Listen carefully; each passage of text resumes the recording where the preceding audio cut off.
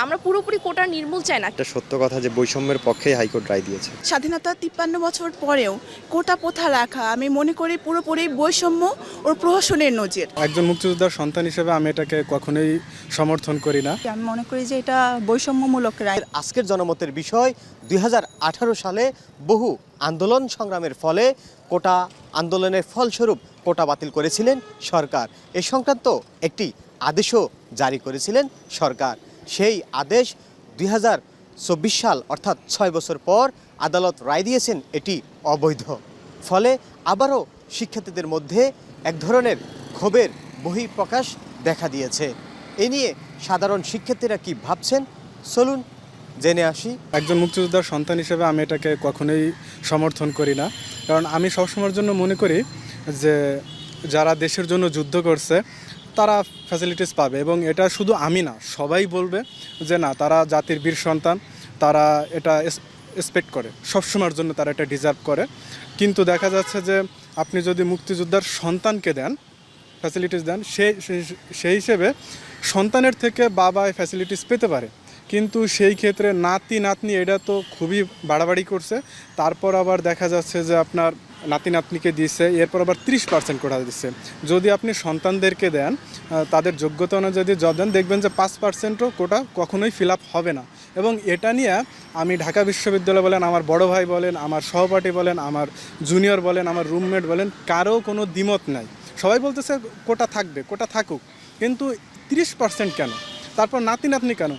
দেশের জন্য এই যে মুক্তিযোদ্ধারা তাদের যে স্যাক্রিফাইস, সেটার জন্য নাতি নাতনির এখানে কী অবদান আছে? বা নাতি নাতনিকে যদি আপনি একটা কোটায় জব দেন বা অন্য কোনো ফ্যাসিলিটিস দেন, সেই ক্ষেত্রে একজন মুক্তিযোদ্ধা কী লাভ?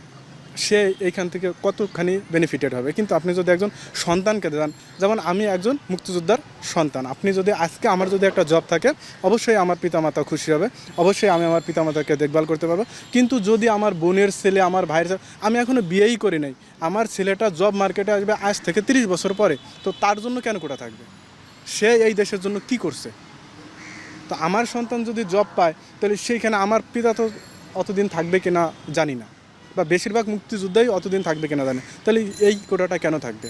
আর এখানে 30%ই বা কেন থাকবে? আমি এখানে কোনোভাবেই মনে করি না যে হাইকোর্ট আসলে এইখানে এই দেশের বা ছাত্র সমাজের প্রতিনিধিত্ব করছে। অ্যাকচুয়ালি আমি একজন মুক্তিযোদ্ধার সন্তান এবং আমার বাড়ি হোমটাউনও গোপালগঞ্জ। সেই জায়গা থেকে হচ্ছে আমার যেটা মনে হয়, বর্তমানে যদি দেখেন মুক্তিযোদ্ধার সংখ্যা কিন্তু কমে গেছে। মানে মুক্তিযোদ্ধা যারা যুদ্ধ করছেন তারা কিন্তু অলরেডি বেশিরভাগ মানুষ মারা গেছেন, অল্প সংখ্যক মানুষ আছেন, এবং তাদের সন্তান যারা অ্যাকচুয়ালি সরকারি চাকরির জন্য অ্যাপ্লাই করতে পারে, তো এই ধরনের ক্যান্ডিডেটও কিন্তু কমে গেছে, একদমই সংখ্যাগরিষ্ঠ হয়ে গেছে, পার্সেন্টেজ কম। সেখানে আপনি 10% 20% দিলেই যথেষ্ট আই থিঙ্ক। তারপরও 30% দেওয়া হয়েছে। আর একটা জিনিস হচ্ছে, যেখানে মুক্তিযোদ্ধারাই এখন বর্তমানে নেই বেশি, সেইখানে হচ্ছে তাদের ছেলে মেয়ে কবে মানে কিভাবে নানা দাদা এরা বেনিফিট পাবে, তাই না? বেনিফিট পাওয়ার তো তখনই একটু পাইতে পারতো যদি তারা থাকতো পৃথিবীতে, তখন না কোনোভাবে এক্সিস্ট করতে পারে। এবং আমি যদি আজকে চাকরি পাই, আমার বাবা খুশি হবে, আমার মা খুশি হবে, এবং একজন সন্তান হিসেবে আমি আমার বাবা মার জন্য কোনো না কোনো অবদান রাখবো। কিন্তু আমার মেয়ে আমার অন্য জায়গায় বিয়ে হয়ে যাবে যখন, বাংলাদেশে যে কোনো প্রান্তে হতে পারে, আমার সন্তান যে কি আমার বাবা মার জন্য দেখভাল করবে? 2018 সালে সারা দেশের জনগণ, শিক্ষার্থীরা একটি সর্বত আন্দোলন গড়ে তুলেছিল, এবং সরকারও আমাদের সাথে একমত হয়ে কোটা বাতিল করে পরিপত্র জারি করেছিল। আমরা কোটা সংস্কার চেয়েছিলাম, কিন্তু সরকার পুরো কোটাই বাতিল করে দিয়েছিল। কিন্তু এখন আবার আমরা দেখতে পাই একটা রিটের ভিত্তিতে হাইকোর্ট কোটাকে আবার পুনর্বহাল করছে। তো আমরা ছাত্র সমাজের পক্ষ থেকে এই কোটা পুনর্বহালের যে সিদ্ধান্ত, এই বৈষম্যমূলক সিদ্ধান্তকে বরাবরের মতোই প্রত্যাখ্যান করেছি, এবং আমরা ঢাকা বিশ্ববিদ্যালয়ের তাৎক্ষণিক প্রতিক্রিয়া হিসেবে গতকালকে ঢাকা বিশ্ববিদ্যালয়ের শিক্ষার্থীরা কর্মসূচি পালন করেছে। আজকে রাজশাহী বিশ্ববিদ্যালয়, চট্টগ্রাম বিশ্ববিদ্যালয়, জাহাঙ্গীরনগর বিশ্ববিদ্যালয় সহ আরও বিভিন্ন জেলা শহরে শিক্ষার্থীরা কর্মসূচি পালন করছে। আমরা মনে করি এই বৈষম্যমূলক ব্যবস্থা ফিরিয়ে আনার মাধ্যমে আবারও শিক্ষার্থীদের যেই চাওয়া পাওয়া ছিল, কোটাহীনভাবে মেধার ভিত্তিতে যেই নিয়োগের যে সমতা তারা চেয়েছিল, সেটাকে ধ্বংস করা হচ্ছে। এবং কোটা ব্যবস্থাটা তো মূলত পিছিয়ে পড়া জনগোষ্ঠীর জন্য, কিন্তু আমাদের মুক্তিযোদ্ধারা তো এই জাতির বীর সন্তান, তারা তো পিছিয়ে পড়া জনগোষ্ঠী না। এটা তাদের জন্য অপমান বলে আমরা মনে করি। জি, আমি মনে করি যে এটা বৈষম্যমূলক রায়, কারণ দেখা যায় যে আমরা যারা সাধারণ শিক্ষার্থী আছে আমাদের কোনো কোটা নাই, যার কারণে দেখা যাচ্ছে যে আমরা মনে করছি যে আমরা ওদের থেকে একটু সুবিধা বঞ্চিত হচ্ছে, কারণ তারা হচ্ছে মুক্তিযোদ্ধা কোটাটাই সবচেয়ে বেশি দেখা যায়, কিন্তু ওনারা তো বিভিন্ন ধরনের ফেসিলিটি অলরেডি পাচ্ছে, সেক্ষেত্রে আবার চাকরির ক্ষেত্রেও কোটা প্রদানটা একটু নিয়ে আই থিঙ্ক সাধারণ যারা শিক্ষার্থী আছে তাদের জন্য অনেক বৈষম্যমূলক আচরণ হয়ে যায়। দীর্ঘদিন যাবৎ এই দেশে যে ছাত্র সমাজের সাথে যে বৈষম্য চলে আসতেছিল কোটার নামে, 100%-এর মধ্যে 56%ই কোটা থাকবে, সেই বৈষম্যর বিরুদ্ধে এই দেশের ছাত্র সমাজ, সাধারণ জনগণ সহ যে বিপ্লব করছে, তারা রক্তের বিনিময়ে তাদের যে প্রহসন ছিল, তাদের সাথে যে বৈষম্য ছিল, সেই বৈষম্য নিরসন করছে। কলমের খোঁচাই হাইকোর্ট সেই বৈষম্যকে আবার পুনর্বাসন করতে চাচ্ছে। এটা অবশ্যই ছাত্র সমাজের হৃদয় রক্তক্ষরণ ঘটাচ্ছে। আমি বলবো যে হচ্ছে হাইকোর্ট জনমতের বিরুদ্ধে গিয়ে এরকম রায় দেওয়ার প্রশ্নই আসে না। সংবিধানের 19তম অনুচ্ছেদে বলাই আছে যে হচ্ছে রাষ্ট্রে সরকারি চাকরির ক্ষেত্রে যে কোনো সুযোগ সুবিধার ক্ষেত্রে রাষ্ট্রের সকল জনগণ সমান অধিকার ভোগ করবে। এখন যদি রাষ্ট্রীয়ভাবে কেউ যদি পিছিয়ে থাকে, তাহলে তাদেরকে পিছিয়ে থাকা জনগোষ্ঠীকে এগিয়ে নেওয়ার জন্য সরকার কোটা ব্যবস্থা রাখতে পারে, কিন্তু সেটাই এত হারে না যে হচ্ছে মাত্র আপনার 2 লক্ষ মুক্তিযোদ্ধা সন্তানের জন্য আপনাকে 30% কোটা রাখতে হবে।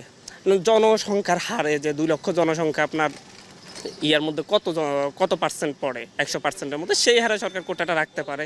এরপর হচ্ছে আপনার প্রতিবন্ধী কোটাটা থাকতে পারে, তারা পিছিয়ে পড়া জনগোষ্ঠী। তাই বলে মানে হচ্ছে সাধারণ শিক্ষার্থীদের উপর, মেধাবীদের উপর এরকম একটা অবিচার, বৈষম্য চাপিয়ে দেওয়ার কোনো মানেই হয় না। আমিও মনে করি হাইকোর্টে এই বৈষম্যের রায় দিয়েছেন, কারণ 26 লাখ বেকারের দেশে স্বাধীনতা 53 বছর পরেও কোটা প্রথা রাখা আমি মনে করি পুরোপুরি বৈষম্য ও প্রহসনের নজির। মাননীয় প্রধানমন্ত্রী, আপনি মানবতার মা, আপনি আমাদেরও মা। মা কখনো সন্তানদের ক্ষেত্রে বৈষম্য করে না, সন্তানরা তার প্রতিটি সন্তান তার কাছে সমান। আমাদের প্রত্যাশা থাকবে আপনি আমাদের সবাইকে সমান চোখে দেখবেন এবং আমাদের মধ্যে কোনো বৈষম্য রাখবেন না, কোনো কোটা প্রথা রাখবেন না। কিছু মানুষ হাইকোর্টে রিট করছে, সেই রিটের রায় আসছে গতকাল যে কোটা থাকতেছে। সো এটা আসলে 80% মানুষই চায় না যে কোটাটা থাকুক। সো আমাদের প্রতিক্রিয়া ওই রকম, আমরাও চাই না কোটা থাকুক। তাহলে আর কি সরকারি চাকরিতে যে নবম এবং দশম গ্রেডের যে চাকরিগুলো আছে, প্রথম শ্রেণীর এবং দ্বিতীয় শ্রেণীর যেটা বলে, সেখানে যদি ওইভাবে বৈষম্য তৈরি হয়, তাহলে আমাদের মতো যারা ইয়াং জেনারেশন আছে তাদের একটা বিতৃষ্ণা তৈরি হবে সরকারি চাকরির প্রতি।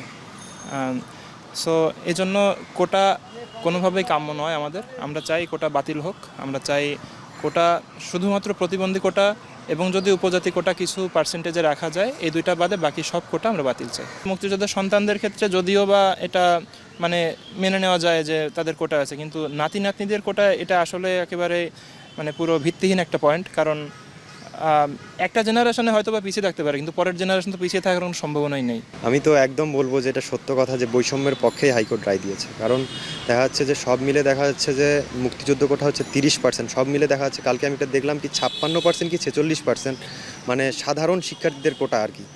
এই এত পড়াশোনা করার পর বিসিএস অনেকের এত সহজ না বিসিএস হওয়া। এখন এই 56% অথবা 46%-এর জন্য যে আমরা যদি মানে এত চেষ্টা করি, আবার শেষে যে যদি আমাদের না হয়, মানে তখন এর থেকে তো হতাশা। আর সবচেয়ে বড় কথা যে বেকারের সংখ্যাটা বৃদ্ধি পাবে। আমি মনে করি কোটা পুনর্বহালের যে সিদ্ধান্ত হাইকোর্ট যে রায় দিয়েছে সেটা আসলে অনেকটা বৈষম্যমূলক। বাংলাদেশের সকল ধরনের শিক্ষার্থীর একটি আন্দোলন। আর আমি মনে করি যে এই যে হাইকোর্ট আবার পুনর্বহাল রাখার যে সিদ্ধান্তটা দিয়েছে, এতে প্রত্যেকটা শিক্ষার্থী মনক্ষুণ্ণ হয়েছে এবং তারা নেমে আসবে, তারা এটার প্রতিবাদ জানাবে এবং সামনে আরও দৃঢ় অবস্থান নিশ্চিত করবে। আমরা পুরোপুরি কোটা নির্মূল চাই না, কিন্তু আমাদের প্রশ্ন হচ্ছে যারা মুক্তিযোদ্ধা কোটা থেকে আসে, আমাদের একটাই প্রশ্ন, আমরা কখনো মুক্তিযোদ্ধাদেরকে অপমান করিনি বা মুক্তিযোদ্ধাদেরকে অসম্মান করিনি। আমরা তাদের প্রতি কৃতজ্ঞ যে তারা মুক্তিযুদ্ধের মাধ্যমে আমাদের দেশ স্বাধীন করেছে, কিন্তু তাদের নাতি নাতনি যারা এখন আমাদের সাথে পড়াশোনা করছে, আমাদের এই জেনারেশনটা, তারা তো মুক্তিযুদ্ধে সেভাবে কোনো অবদান রাখেনি। তাহলে তারা কেন এই সুযোগটা, তারা কেন আমাদের বৈষম্যের কারণ হয়ে দাঁড়াবে? আপনি একটা জিনিস চিন্তা করেন যে আমাদের এখানে একই যোগ্যতা সম্পন্ন দুইজন মানুষের মধ্যে শুধুমাত্র সে তার নানা বা হচ্ছে দাদা বা বাবা তারা মুক্তিযুদ্ধ করেছেন জন্য তারা কেন অগ্রাধিকার পাবে? দুজন সমান যোগ্যতা সম্পন্ন মানুষের মধ্যে আমরা শুধু এটুকুই চাই যে কোটা সম্পূর্ণভাবে বাতিল না হয়ে যেটুকু মানুষের প্রতিবন্ধী কোটা কিংবা উপজাতি যাচাই বাছাই করে যেটুকু কোটা থাকা দরকার সেটুকু কোটা থাকুক, কিন্তু এত বৈষম্য যেন আমাদের তৈরি না হয়। এবং আমরা এর বিরুদ্ধে পদক্ষেপ নিব। 2018 সালে আমাদের দেশ, আমাদের বিভিন্ন পাবলিক বিশ্ববিদ্যালয়গুলোর প্রতিবাদ সরকার দেখেছে এবং এবারও যদি কোনো আমরা এর ফলাফল না পাই তাহলে আবারও সরকার 2018 সালের মতোই আন্দোলন দেখবে আমাদের থেকে। আমার মনে হয় এটা বৈষম্যের পক্ষেই, কারণ দেশটা তো অবশ্যই মুক্তিযোদ্ধাদের প্রতি আমাদের শ্রদ্ধা আছে, কিন্তু হচ্ছে যে শুধু দেশটা তো শুধু মুক্তিযোদ্ধাদের বা তাদের সন্তানদের না, দেশটা হচ্ছে সবার এখানে। এবং সাধারণ মানুষ এখন বর্তমানে আস্তে আস্তে যে পাবলিক ইউনিভার্সিটিগুলোতে যারা পড়ে তারা বেশিরভাগই মধ্যবিত্ত, নিম্ন মধ্যবিত্ত বা হচ্ছে যে নিম্নবিত্ত পরিবারের সন্তান, যারা হচ্ছে যে ইউনিভার্সিটিতে আসে বা হচ্ছে যে এই উচ্চ শিক্ষা প্রতিষ্ঠানগুলোতে আসেই তারা হচ্ছে যে একটা ভালো ভবিষ্যতের জন্য তারা একটা হয়তো অনেকেই বিসিএস বা এই পরীক্ষাগুলো দিয়ে যে হচ্ছে বড় কোনো ক্যাডার বা ভালো কোনো পর্যায়ে যেতে চায়, সেই স্বপ্ন থেকে তারা একদম রুটস লেভেল থেকে উঠে আসে।